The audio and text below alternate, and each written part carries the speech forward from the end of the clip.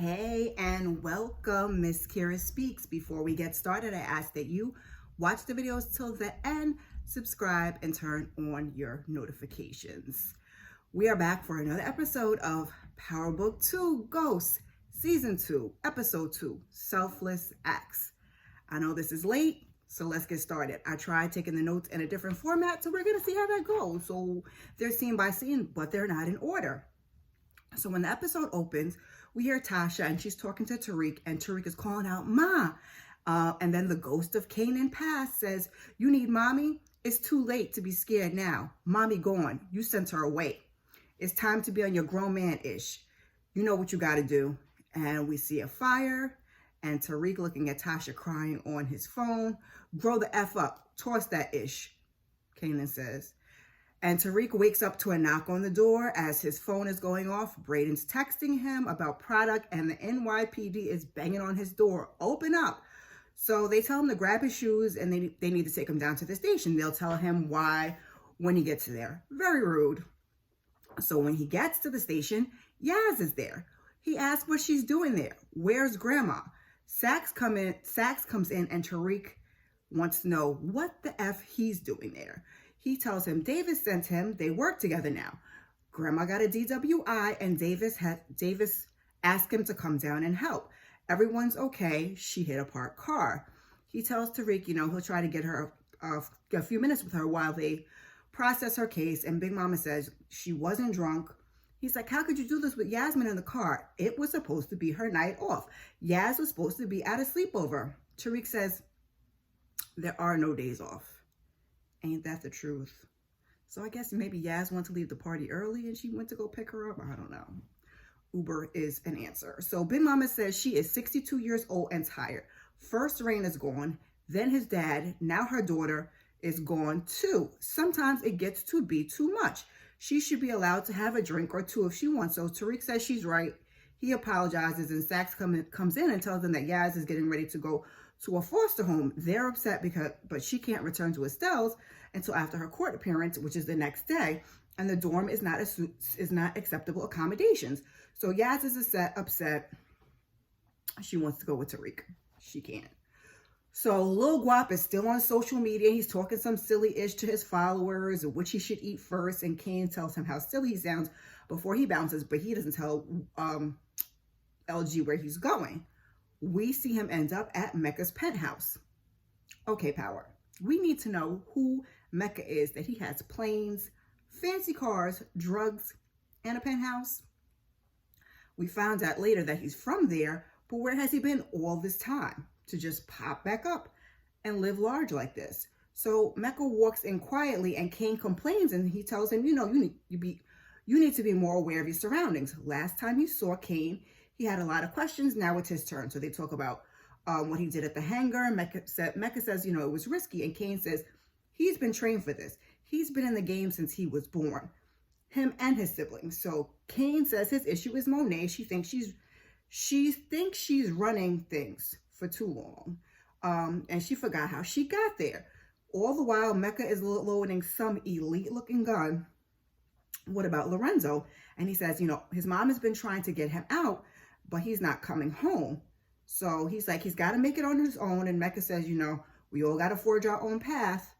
Know who your people are. Only thing that matters is who has your back. So Mecca hands him the gun and says he'll give him a trial run. But then we see Lil Guap on his cameras. He asks Kane if he told him he was coming. And Kane says no, he must have followed him. Mecca lets him in, and this fool is live on his phone, putting all the business out there. Kane tells him, listen, you need to dead that. Why would you want a public record of every place you've been? He tells the chef, he signals to the chef, and the chef puts his AirPods in because he knows what's up. It's about to be a problem. So Little Guap apologizes, and Mecca snaps this fool's fingers one by one so loudly. So LG is screaming while Mecca talks to Kane, and Mecca is, he's trying to get power, but he needs an organization. But this street clown is no good to him, and neither is Kane if he does not know the company that he keeps. So he sends them both packing. Tate is meeting with Simon. We almost forgot about Simon, but Courtney said, I think on her IG Live, that he was on another show. So Simon needs Tate's help. Ditto, Tate says. What do you know about Congressman Rick Sweetie? He wants to make a run for his seat, but he needs help with the DNC. And Simon's like, yeah, that's cute and all, but I have another idea. So Stansville is having a publicity problem because of, the activity of the 2 murders. And Tate coming on as an adjunct would be a good look. So Simon tells him, listen, nobody is talking about you. You need headlines, and this is a great one. Plus, you could also dig up dirt on Sweeney while you're there. He is friends with the Westons who built the other half of Stansville. And your colleague, so he tells him to look up canonical studies, and Tate looks and he likes what he sees. He is in. Tariq pays a visit to Davis and he wants to know why the F Sachs is working there. And Davis says, understand your hesitation with your history, but Sachs brings a certain skill set that can help clients at the firm, including himself. So Sachs pops on in and he says he got Estelle a desk appearance ticket so she can go home instead of being in custody and go for a hearing at a future date. So Sachs promises this is the best possible outcome to this, best possible outcome to the situation. Whoo, Tariq says, he's not big on his promises. Davis says this is something he couldn't pull off. So sometimes you just need a white guy. So Davis asks for a second, and Tariq tells Davis that he does not trust Sachs. He doesn't do anything out of the goodness of his heart. Davis says neither does he. What am I saying here? Oh, he says you pay, you play. So Tariq wants to pay him to find gas so he could bring her home. And Davis is like, that's not how any of this works. So he has to stay in the system till she has to stay in the system until Estelle's hearing. The family court system is out of his reach. He says Tariq will need money and someone with a lot of influence. You see what they did there? Influence, Tate spinoff. But who do we see in the next scene? But Tate. He's at Stansville. He's introducing himself to Professor Carrie, and the police are using his office for interviews. He's looking for more of a welcome, and he says the pictures don't do her justice. And Carrie's like, listen, I am not your welcoming committee. And you're not even a literature professor. He's going to co-teach the ethics course with her. Carrie is annoyed, and she's like, they think they can just swap out one high-profile black man for another, and no one will notice. She tells him it's best that he just observe today's debate. And now I'm like, now why is Carrie so hard on Tate? She ready to jump on everybody else, and she's giving him a hard time? Hell, you slept with Zeke. I mean, I guess she gave him a hard time at first, too. Anyway, so Detective Kevin, he rolls up on Carrie's sponsor, Hannah. He asks how she knows Carrie died. He's gone through her phone records, and she's called her multiple times a week. And Hannah goes to walk away. He asks if they're involved in criminal activity. She tells him it's not like that. She's her sponsor, and whatever Carrie shares is personal confidential. He tells her legal privilege and confidentiality protection does not extend to 12-step meetings. I talk too fast. And sponsor interactions. He says he can take her in or she can answer now. Fine, she says. He wants to know about her relationship. He wants to know about Carrie's relationship with Jabari. We don't see the conversation, but judging by the text that she sent Carrie later, she sang like a bird. And all of these cops popping up all episode. No warrants. We just go talk to cops and that's okay. We're not being arrested, but we just go in for questioning. We just stand there and let them question us. Okay, power. So Zeke is having a press conference to announce he is entering the NBA draft this year. What does that mean for Tariq? Wasn't the stipulation of him being there? I mean, I guess they'll address it later in the season. And then what makes him think that just Monet, Diane, and Drew is all he needs? He needs a professional agent. She should have found everything for him. Instead, she wants to monopolize it and take every single penny. So after a few questions from the press, he speaks with Monet. He questions if he's ready. She tells him he's a target now. Everybody and they mama are going to want to get something from him, especially women. And she says she's the only one with his best interest at heart. Okay, Monet. So she asks if all his off-the-court issues are behind him. We don't see his answer, but what we do say is Monet getting an estimate on the gates for her windows at the bar. She needs the bar open ASAP to wash their money. So Monet asks how the numbers are looking when the guy goes to check, the windows in the back. And Diana's like, she taught herself the program, but she'd be better if she took an accounting class in school. And Monet's like, you ain't slick trying to get, up there with Tariq. But Diana's like, if she gets her MBA, it'll help the whole family. 60% of NBA players go broke within 5 years of joining the league. People always robbing them. This way she could do Zeke's books when he goes pro and protect the money. She tells Diana that she's out of her lane. She can't mix school and the streets right now, so she could mix it later, because aren't y'all supposed to be getting out of the game? Isn't that the whole point of this? So then we hear, new edition, Can You Stand the Rain? And Monet goes to look out the window, and we see, I think it's a red Corvette. Correct me on the make of the car. And blasting it, car drives off. Ma, you like love songs now? Is that because it's your anniversary? Monet's like, yeah, 22 years. He held me down when no one else did. He had her back. She sees Diana itching to get out there, but when it's her time. Having a lover makes you weak, but having a partner makes you strong. Tariq ain't never gonna be that. He's his own man. Speaking of Tariq, he's walking into his room. Brayden is on the phone with Trace telling him he doesn't want to pledge Kappa. Then finally he's like, fine, he'll be there. Gold star for Trace. Then he asks Tariq where he's been. Handling family stuff, he says. He asks if he moved the product. Brayden says, yeah, to his parents' garage, uptown in the trunk. What are you telling me? What do you mean it's in your trunk? Chill out, bro. The place is more secure than the White House. Remember, he said that, y'all. Tariq tells him about Big Mama's DUI, and he needs to take care of some stuff for Yaz. So he leaves the task of moving the product to Brayden, and Brayden seems quite happy about that. So Tariq walks into class, and he sees Tariq at the head of the class. Today just ain't Tariq's day. So he rolls his eyes, he takes his seat. Professor Carrie introduces Tate to the class as the co-teacher. And Bruchandra is like, a politician is going to teach us about ethics. Welcome to the new world, y'all. So Tate says his experience in government has given him a unique perspective on navigating through ethical dilemmas in the real world. You know, Carrie says we're discussing selfless acts. Is there any truly selfless act? And one student says, even the good feeling that comes from a selfless deed is a self-serving motivation. So Lauren disagrees, and a few students chime in before Tate is, he's watching and smiling, and Bruchandra says, every good deed has a selfish motive, even if it's the promise of getting into heaven.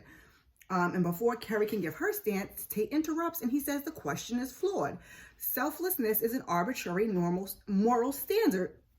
Reality is it is possible for all parties to gain from any given interaction. Bruchandra agrees, and Tariq is sitting there. He's taking that all in. The wheels are turning.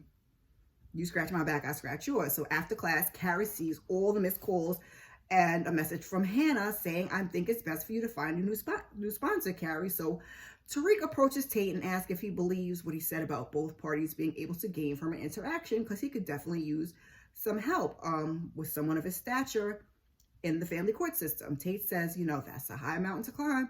Yes, it is. Tariq says, what do you need? What can I do for you? Tate starts to tell him, ain't nothing you could do for me. And he's like, wait, do you know any Westons that go here? In fact, he does.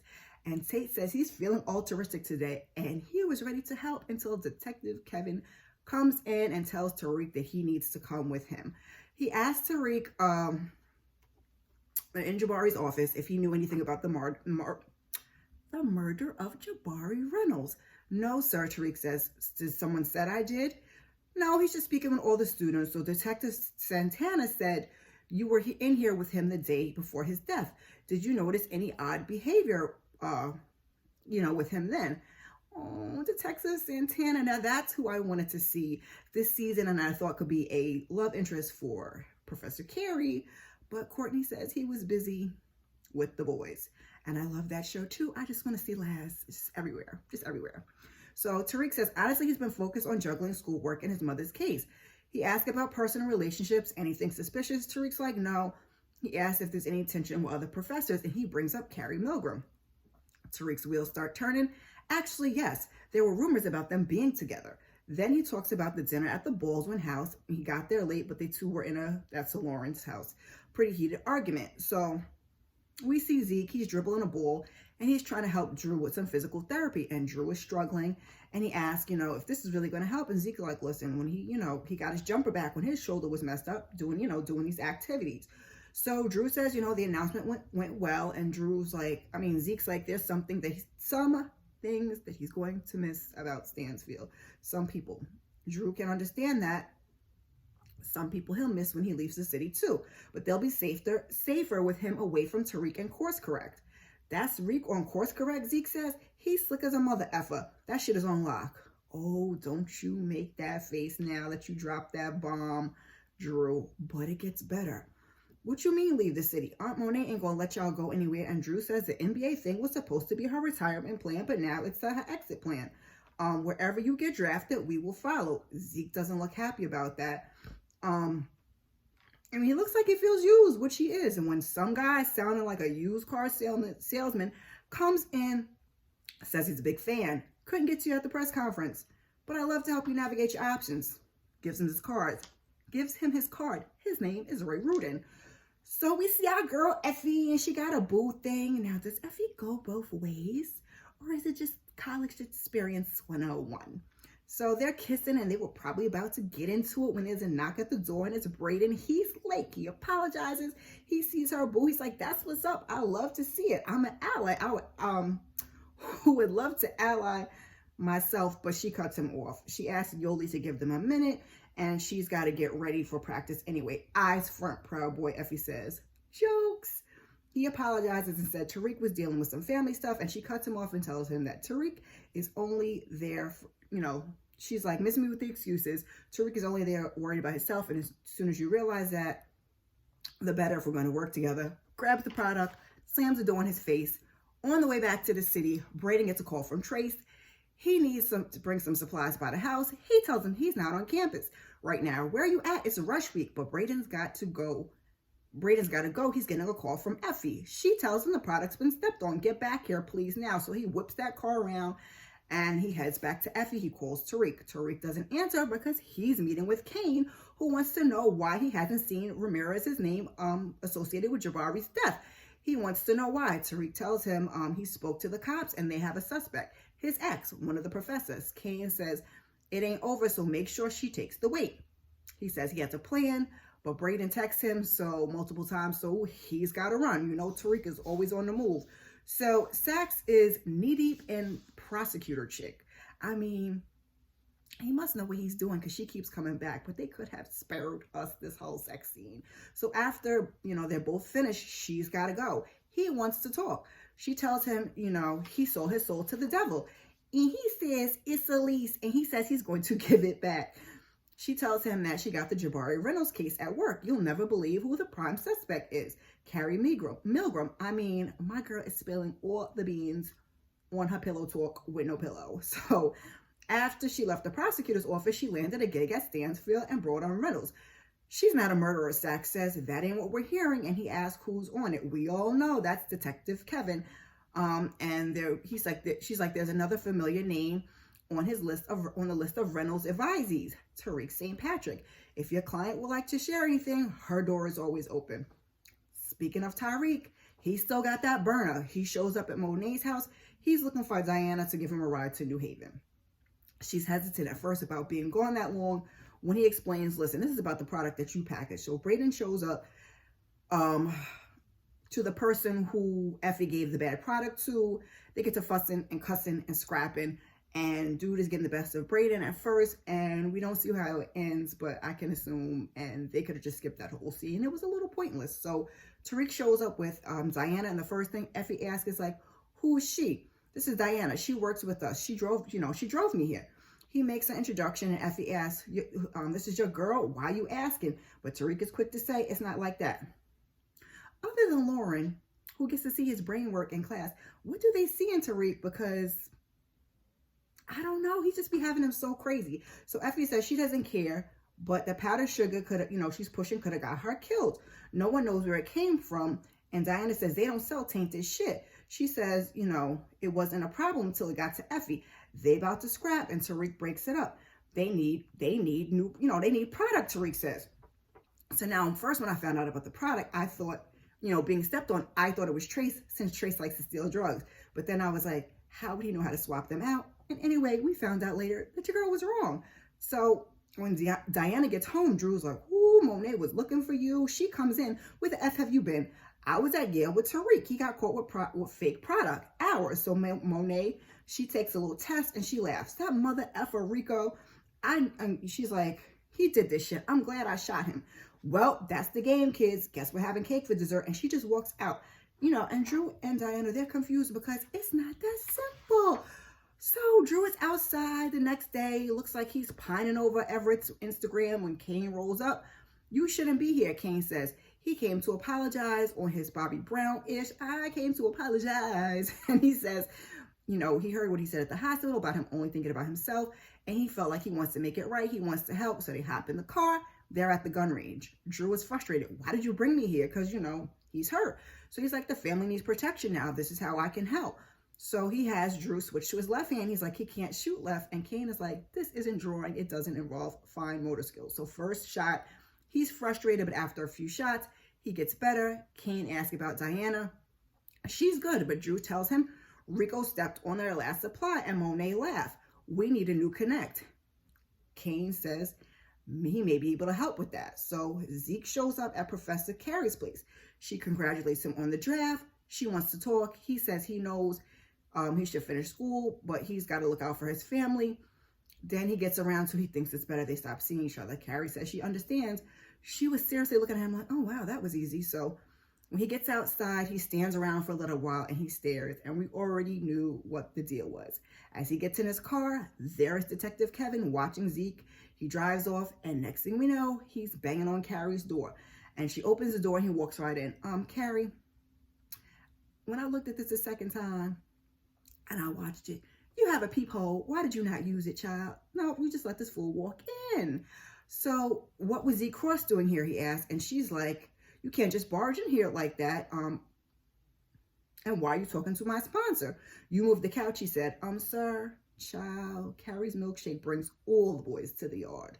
She asked, you know, is that what this is about? And he's like, he wants to know why Zeke was there. She says she is not talking to him without her lawyer. Okay, listen then. He knows that, you know, she lied about the timeline about her and Jabari. And now he's asking where she was on the night of the murder. She didn't kill him. She was at home alone.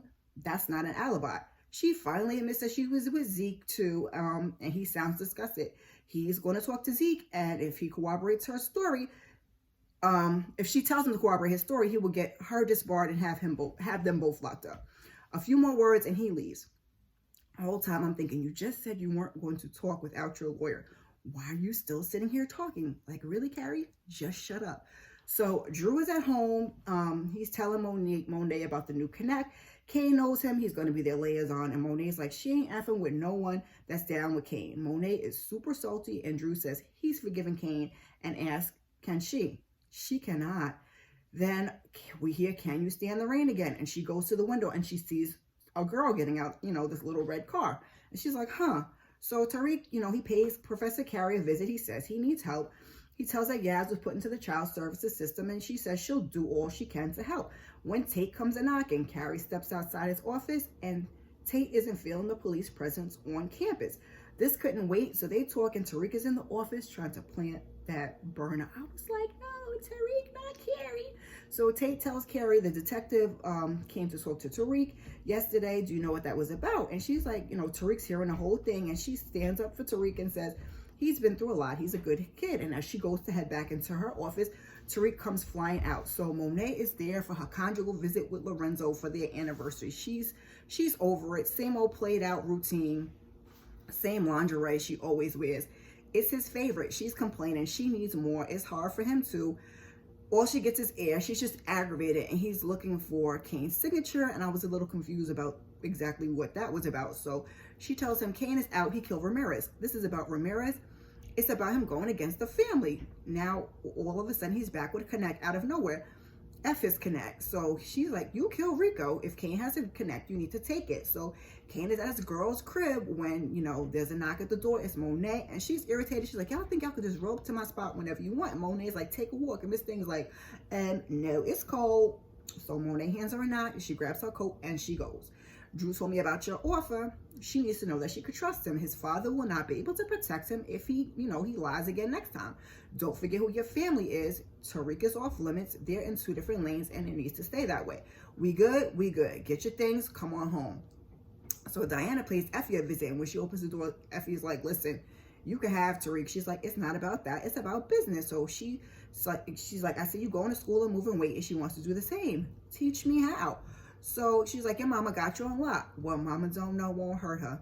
It ain't easy. You even smart enough. Okay, well, what happened to your product? Who stepped on it? She says, Monet thinks it was an old connect, but that doesn't make any sense.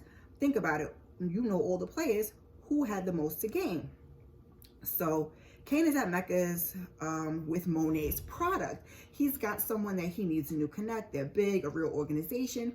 He's like, did you murk anybody? No, he got it from some low-level cat, who had it parked in some garage. Found his IG address and replaced the bricks with sugar. Now, I know they want us to have faith and believe that Kane is more than muscle and that he has a brain.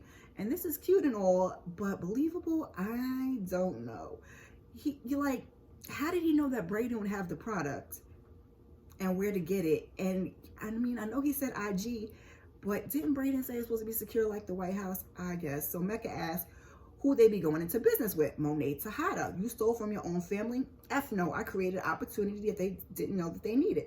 Say what you want, Kane, but it looks a lot like you stealing from your family. Who wants to do business with someone who steals from their family? So Davis is looking over his brother's arrest record, and Sachs comes in, and I'm like, how is Sachs gonna help this man get up when he's convicted of first-degree manslaughter? How much time has he already been in there? But anywho, so Sachs has, he has info. He tells him Tariq is in trouble. Cha-ching, Davis says. He asks how he knows. He's been seeing Jenny Sullivan. You're effing the ops. So he's like, she's on Jabari's case, and Tariq was one of his students. He isn't a suspect, but Sachs believes that their lead is bogus. Carrie Dad Milgram. So Davis says, keep him posted.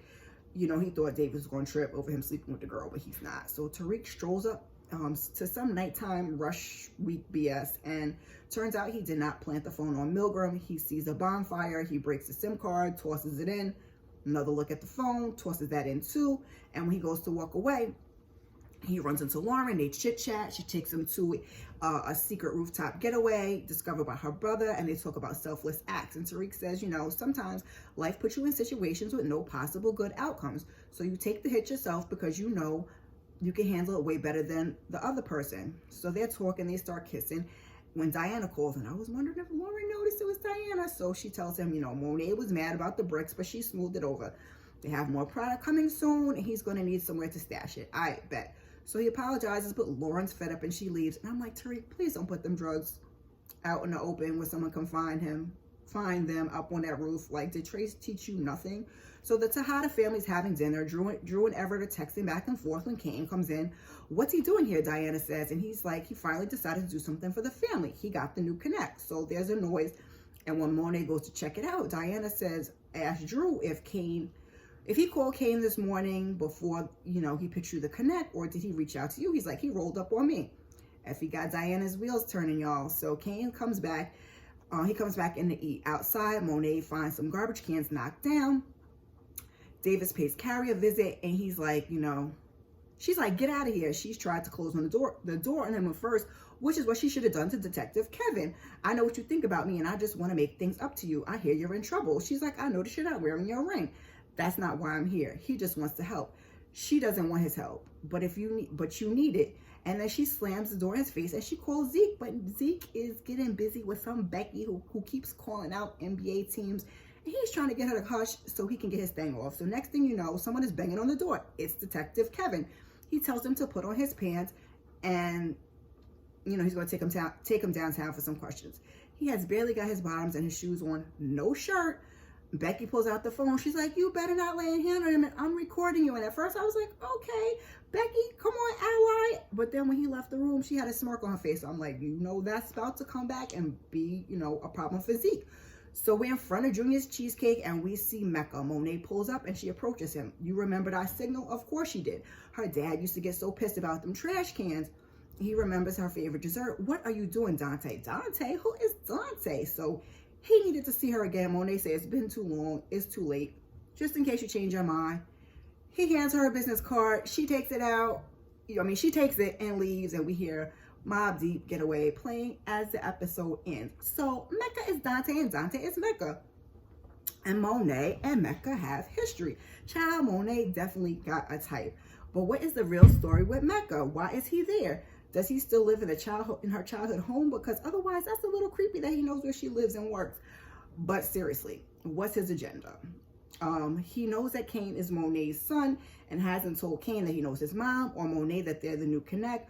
What are you guys' thoughts? Put them in your comment. If you've made it this far, put a little red sports car emoji in the comments. I know episode 3 is out already, so hopefully you'll join me when I get it up. While you're here, please check out some of my other content. Thank you, thank you. And before you go, like, subscribe, and share. I appreciate you. Peace.